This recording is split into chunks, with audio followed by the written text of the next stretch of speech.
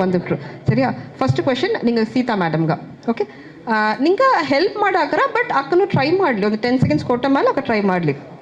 ನಂಗೆ ಈಗ ಡೈಲಿ ಬಂದು ಹುರ್ಕದೇ ಇದ್ದೀನಿ ಅಜ್ಜನದೋಗಿ ಇದು ಮಾಡೋದು ಏನು ನಂಗೆಲ್ಲ ಸಲಕ ಬರ್ದಾರ ನೆರೆಯೋಕೆ ಬರುವುದಿಲ್ಲ. ಟು ಡೂ ನಂಗೆ ಏನು ಕರೆಕ್ಟಾ.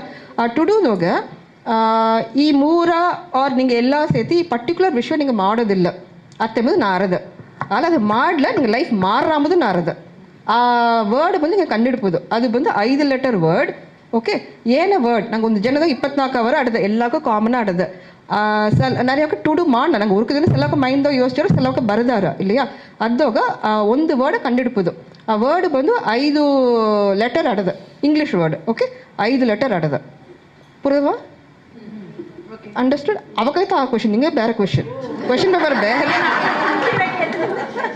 ಕೇಳ್ಪದ ತಪ್ಪಲ್ಲ, ನೀವು ಆನ್ಸರ್ ಟ್ರೈ ಮಾಡೋಕು ಓಕೆ. ಸೊ ಸೀತಾ ಮೇಡಮ್ ಒಂದು 5 ಸೆಕೆಂಡ್ಸ್ ಕೊಡುವ ಥಿಂಕ್ ಮಾಡಿಲಿ.